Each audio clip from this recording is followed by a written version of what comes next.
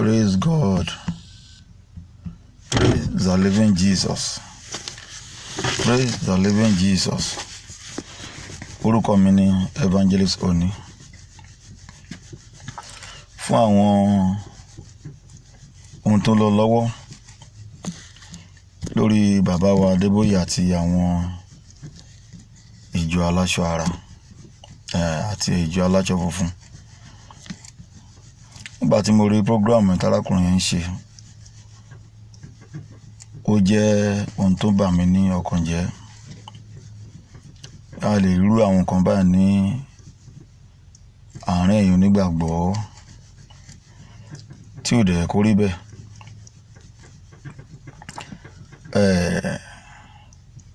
Mo fẹ́ kí òye kó yé àwa tápera náà ránṣẹ́ Ọlọ́run tó ń lẹ́yìn Kristi.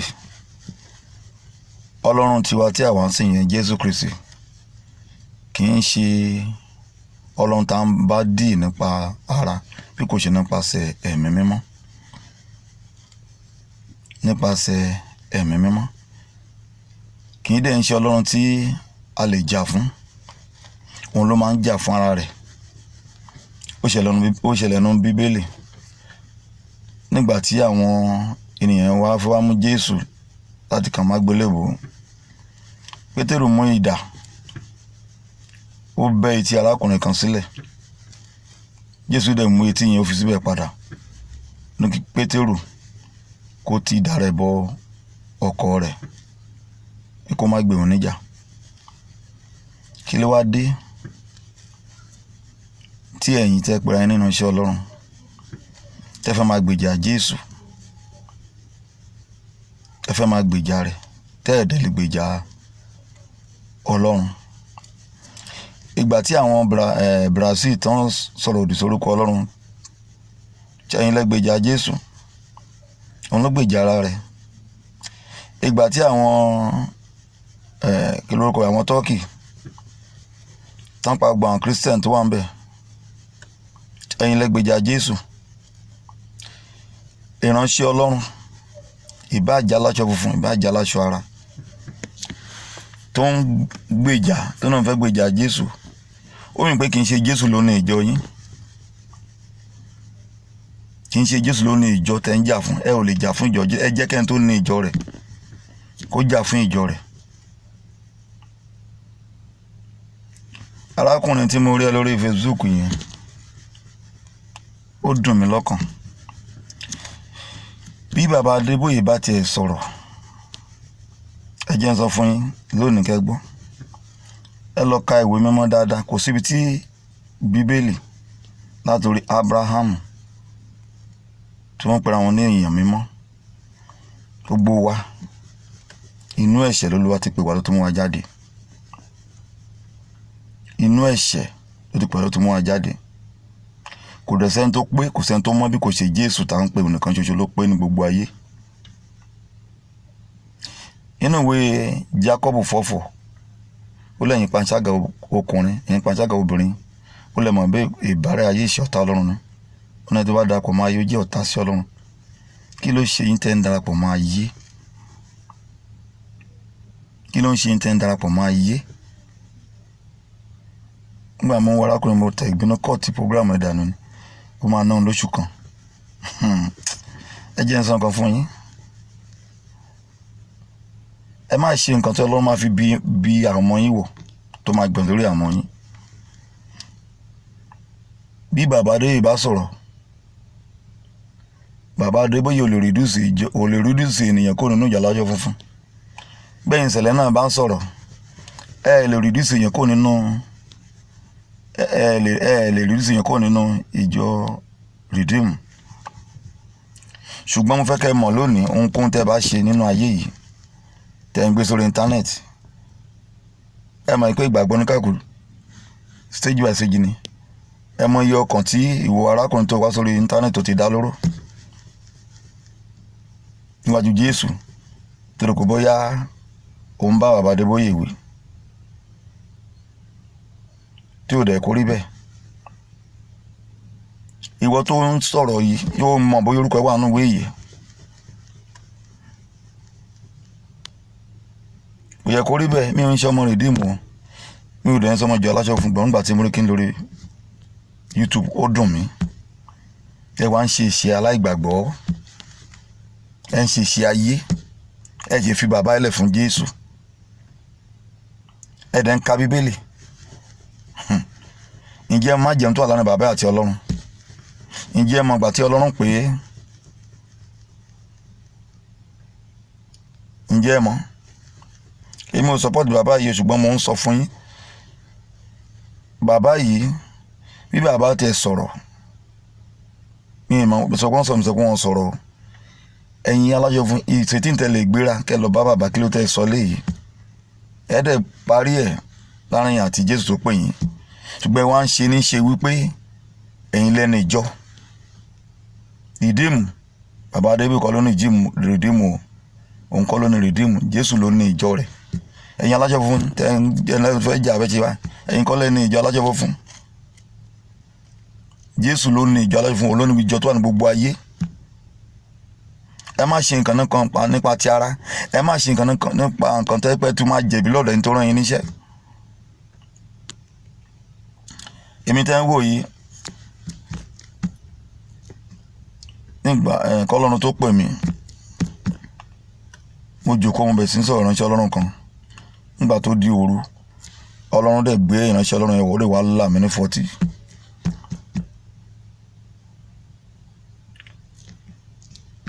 Wá gbá mi ní ìfọ́sí lójú oorun, ó fò dìde. Ohun tán pè ní ìpè ó ní agbára. Tẹ́ bá gbéra yín sórí íńtánẹ́ẹ̀tì, tẹ́ ń sọ̀rọ̀ ara yín, tẹ́ ń sọ̀rọ̀ òdì sára yín, ẹ mú ìpè ẹ̀ mọ ohun tán pè ní ìpè. Ọlọ́run ò pè yín nìyẹn. Ìpè Ọlọ́run fúnra rẹ̀ Jésù ó lè gbé nìyẹn wọ̀ kó gbé ránṣẹ́ Ọlọ́run lákan wọ̀ kó wá dé òróró sí ẹ lórí nínú ẹ̀mí, tàbí kó fúnra ẹ̀ wá kó wá dá òróró sí ẹ nínú ẹ̀mí. Ìpè má jẹ̀mú láàrin ìránṣẹ́ Ọlọ́run àti Ọlọ́run nìyẹn. Á tún wá padà wá, ìránṣẹ́ mi, mo ti pè ọ́ lọ sọ́dọ̀ àwọn ìránṣẹ́ Ọlọ́run nínú ayé kán dá òróró lé ọ lórí káwọn èèyàn lè mọ̀ pé wọ́n ti pè ọ́, káwọn èèyàn má máa ti pàṣẹ kọsẹ̀ lára rẹ̀ sí wọn Ọlọ́run. Ibi tí pè máa wà ní ìmọ̀ ọ̀pọ̀lọpọ̀ ọkàn lọ sí Bible school ni òun náà ti gbàṣẹ Olúwa, which is wrong. Ẹ má ṣe ìṣe bẹ́ẹ̀. Ẹ̀yin alájọ funfun, ẹ fi gbogbo wọn lẹ̀ sọ̀wọ́ ẹni tó ní ìjọ lọ́wọ́ Jésù. Jẹ́ kí Jésù jà fún ara rẹ̀. Ẹ̀yin rìdíìmù, ẹ fi ohun gbogbo lẹ̀ sọ̀wọ́ ẹni tó ní ìjọ rẹ̀. Ẹ má ṣe ìṣe aláìgbàgbọ́. Ẹ má ṣe ìṣe tẹ́ tó máa jẹ̀bi níwájú Ọlọ́run. Ọmọ arákùnrin má jẹ̀bi lórí ikú Sọ́ọ̀lù. Ó fẹ́ wojú rẹ̀ lọ́dọ̀ bá Dáfídì. Òun ti pa ọ̀tá rẹ̀ tí ìdẹ̀ ìpò nǹkan ló pa. Dáfídì nìkan lọ fi torí ìwọ lọ́pẹ́ àmì òróró oníkan lọ pa ọmọ ẹ̀ dànù. Mo tán pè ní fàmìrò tó ní agbára ni. Ẹ má yẹ yára yín lórí íńtánẹ́ẹ̀tì. Ẹ̀yin tẹ́ bá jẹ́ àgbààgbà, ẹ kóra yín lọ bá bàbá. Mo tún wá wò nígbà mo máa tún wò rẹ̀ nínú ara wò. Ẹni tí bó dàbí ìgbà tí ìwọ ti ṣẹlẹ̀ sí mi ní last week nígbà tí mo wà ní bọ́sọ̀ mo fẹ́ wọ mọ́tò, òjò rọ̀, mọ́tò yẹn bá tàm sí mi lára. Kàkà kí mi sọ̀rọ̀ òdì, mo ní Ọlọ́run máa pèsè mọ́tò ńlá tó ju mọ́tò tó ń lọ fún mi. Omi yẹn dẹ̀ ta sí mi lára. Ọ̀rẹ́ wá dàbí ọ̀rọ̀ ẹni tí mọ́tò ta mi sí lára, ẹni tó ń wa mọ́tò tó pé olórí burúkú ni ẹ kò ní dáa fún ẹ. Òwe ni mo pa fún yín. Mi ò support ẹnikẹ́ni ṣùgbọ́n ohun tí mo rí lórí YouTube ó tún jẹ́ ohun tó bà ń lọ́kàn jẹ́. Ó bà ń lọ́kàn jẹ́. Ẹni tó jẹ́ wòlíì, bíṣọ́ọ̀bù, àpọ́sù, gbogbo wọn máa kó máa fàyè sílẹ̀. Wọ́n máa fi ìjọ sílẹ̀. Àmì ìránṣẹ́ Ọlọ́run ńláńlá. Máa gbóni táwọn kẹrù máa sọ ní ìpínlẹ̀ tó dára ní ìpínlẹ̀ lèyí. Ṣé ìpínlẹ̀ tó tẹ̀lé tó dára ni àwọn ń tẹ̀lé?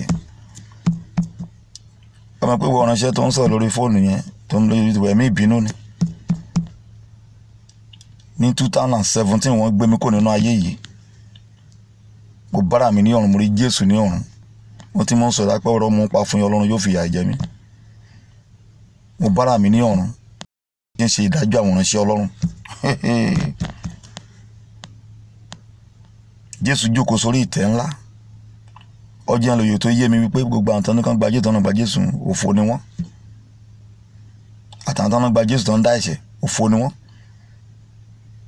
Nígbà tí mo bára mi ní ọ̀run, àyè àwọn ìránṣẹ́ Ọlọ́run mo bára mi, èmi wà ní nọ́mbà 4 lórí line. Èmi wà nọ́mbà 4 lórí line. Àwọn ìránṣẹ́ Ọlọ́run yẹn a mú ìgò dání bíi bọ́ọ̀tù, a mú síbi ṣòkòtò, a mú fọ́kàn sísàlẹ̀ ẹ̀gún yẹn, a fọ́kàn sórí ìgò yẹn. Ìgò yẹn ń ṣe àpẹẹrẹ assignment, iṣẹ́ tán rán oníkálukú sí ayé. Gbogbo iṣẹ́ tán gbélé yín lọ́wọ́, àti alájọ funfun o, àti Redeem o, àti CAC o, àti Christ Power o, àti MFM o, àti Deeper Life o, gbogbo ìjọ àwọn tó tán fi ṣe lórí wọn assignment náà gbélé wa lọ́wọ́. Ìgò yẹn ń ṣe àpẹẹrẹ assignment. Ẹni tó bá ti parí assignment nínú ayé, ìgò ọwọ́ ẹ̀ tó yẹ pé assignment iṣẹ́ rere ló ṣe nínú ayé lórí ìjọ tó ń gbé lọ́wọ́, ìgò yẹn máa plain, kò ní sí anything nínú ìgò yẹn. Ṣùgbọ́n ẹni tó bá iṣẹ́ nínú ẹ̀ṣẹ̀, nínú àgbèrè, nǹkan black ó máa wà nínú ìgò yẹn. Bó bá ṣe iṣẹ́ ìránṣẹ́ sínú ayé, ṣé ìgbà sí bẹ́ẹ̀ ni ìgò yẹn náà máa rí. Nǹkan tó wà nínú ìgò yẹn black ẹlẹ́mìí wà ní àárín, èmi á wà ní òkè, èmi á wà nísàlẹ̀. Ìyẹn ni pé iṣẹ́ ìránṣẹ́ ní àbàwọ́n. Àbáwá lórí line. Áńgẹ́lì méjì dó sí iwájú Jésù lọ́wọ́ ìsàlẹ̀. Jésù jókòó sí òkè níbi orí ọ̀sì ẹ̀. Mo fojú mi rí kòrókòrò. Ìwà arákùnrin tó gbéra sórí YouTube àtẹ̀ǹgbà sórí YouTube tẹ́ ń sọ̀rọ̀ bí pé ẹ̀yin lẹ́ni ìjọ. Ṣé ẹ̀yin lẹ́ni ìjọ aláṣọ funfun ni ẹ̀yin tẹ́ ń sọ̀rọ̀? Ṣé ẹ̀yin lẹ́ni ìjọ Redeem ni ẹ̀yin lẹ́ni gbogbo ìjọ tó wà láyé? Ìránṣẹ́ ló ní ìjọ. Jésù ló ní ìjọ rẹ̀.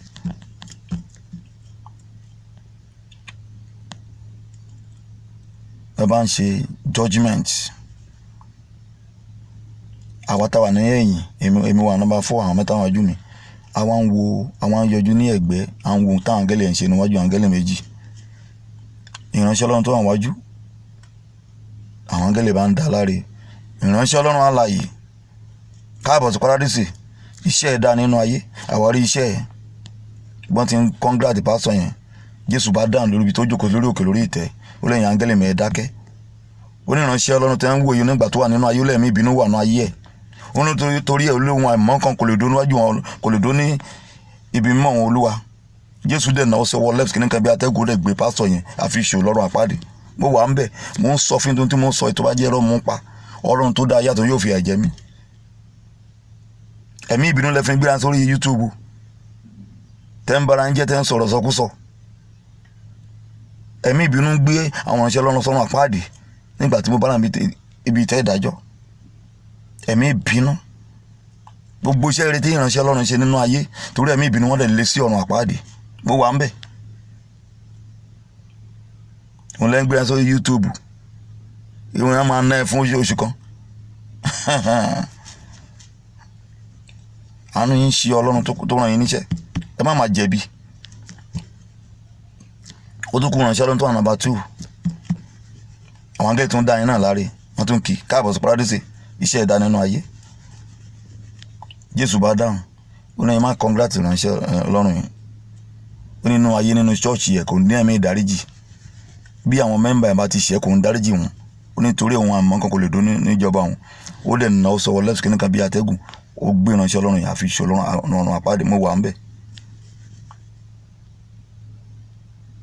Ṣé orí ẹ̀ṣẹ̀ kéèyàn máa ní dáríjì ọmọnìkejì ẹ̀, wọn ò fọ́ kékeré mu ní ọ̀run. Ẹ̀ṣẹ̀ kéèyàn máa ní dáríjì. Ẹ gbọ́ bàbá Adeboye, ẹ gbọ́ ẹ̀yin ìjọ alájọ fún. Ẹ̀ṣẹ̀ kéèyàn máa ní dáríjì ọmọnìkejì ẹ̀, wọn ò fọ́ kékeré mu ní ọ̀run. Wọ́n mú ẹ̀ṣẹ̀ seriously. Ó bá jẹ́ bishop, kó jẹ́ bíyàrá, kó jẹ́ pastor, kó jẹ́ wòlíì, kó jẹ́ evangelist, kó jẹ́ teacher tó bá lè kú báyìí tẹnìkan wà náà tó dáríjì. Mo ń sọ léyìí kẹ́yìn ìránṣẹ́ Ọlọ́run kẹ́ dáríjì ara yín. Kí bàbá Adeboye kó dáríjì ẹ̀yin aláṣọ funfun, kó yẹ sọ́rọ̀ fún yín, kó bẹ̀ yín, kẹ́yìn náà kẹ́ ṣe sọ́rọ̀ bàbá rẹ̀ kẹ́ dáríjì ara yín. Ẹ̀ṣẹ̀ kí ẹ̀ máa ní dáríjì ọmọ nìkejì ẹ̀ wọ́n fọ́ kékeré mu ní ọ̀run. Wọ́n ń sọ wọn sí ọ̀run àpáàdì ni àwọn ìránṣẹ́ Ọlọ́run yẹn. Mo tún sọ lẹ́ẹ̀kẹta àìpẹ́rọ́ ni mo ń pa fún yín pẹ̀lú tí ìṣẹ̀lẹ̀ tí mo sọ fún yín ní ìfojú mi Jésù lọ́rùn.